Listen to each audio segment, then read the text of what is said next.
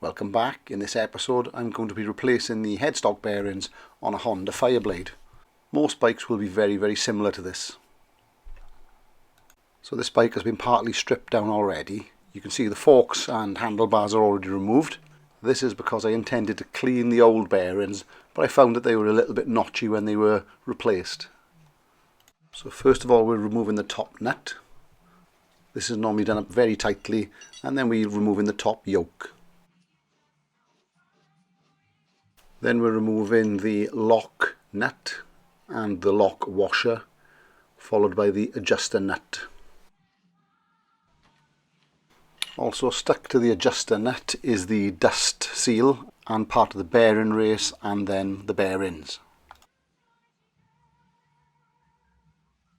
And this is the lower bearing. So you also have bearing races in the frame itself. Now you can use proper bearing pullers for this, but I don't have that type of thing. So there are little cutouts in the frame which I've arrowed, and you just give those a little whack with some sort of drift and they should come out as I'm showing here. So the old bearings are the old type of ball bearing type bearing, where you have a set of bearings sandwiched between two bearing races. I'm now replacing them with a more modern type of tapered roller bearing. So this has bearings with one of the bearing races attached to it, and then you set the other bearing race into the frame like the ones I just removed. So the old ones just sit between two bearing races. So I'm going to start off by working the bearing race into the frame with a hammer. You can use a metal hammer for this, but I prefer not to. And then I'm going to try and pull it together with a threaded bar and a couple of washers.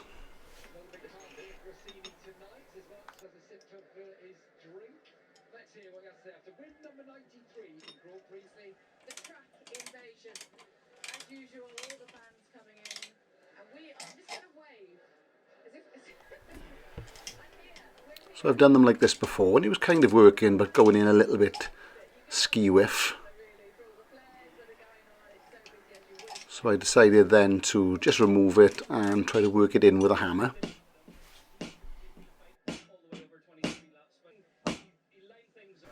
So I'm now using the old bearing race on top of the new bearing race so I don't damage it, and then using the weight of a proper hammer to drive it home. You'll know it's in when you hear a slight different tone.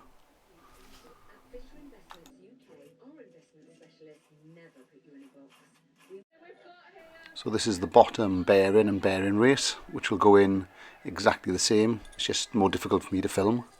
So I'm going to use a chisel to chisel the lower bearing race off the headstock. Try to chisel between the dust seal and the bearing race. Don't go between the headstock and the dust seal. You will damage the dust seal, but your kit should come with a new one.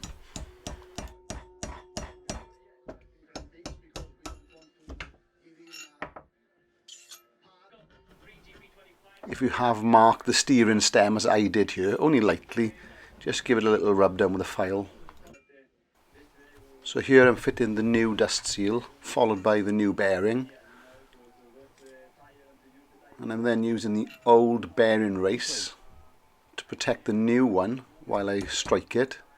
Just giving it little taps to get it going. Do not hit the outside of the new bearing shell.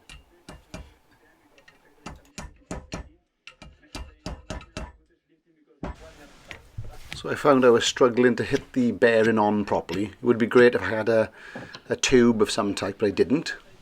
So I'm using the cavity of this large vise. So as I strike down on it, it'll push it onto the shaft. I was a little worried about the old bearing race getting stuck on the shaft and then having trouble getting it off. So I filed the inside slightly with a Dremel. It was still a little tight to get off.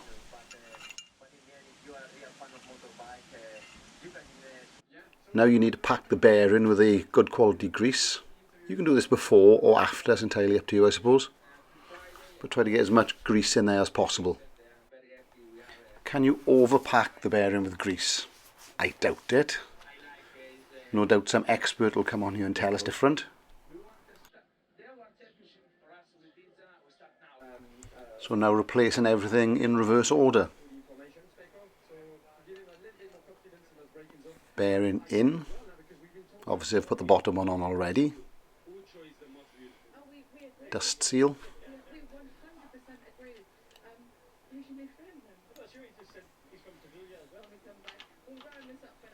Adjust the nut.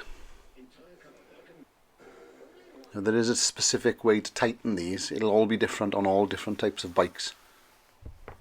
There was a specific torque setting for this one, but I didn't have a castle nut big enough to do this, so I had to just do it with a C-spanner. There is a way of doing it with a C-spanner, which you tighten up as I did here, then loosen it off, and then re-tighten it. Then your lock-in washer and your lock-in nut. So you've got to hold the bottom nut while you tighten up the top nut, and then fold the tabs in. Then your top yoke goes on, followed by your lock nut. I'm not tightening this up properly yet. I want to get the fork legs in first, just to hold the bottom and top yoke square. So after you've done your top nut up, you can then set the height of your fork legs and do the other pinch bolts up. That's it for this video. If you like that, please subscribe to the channel and give us a thumbs up.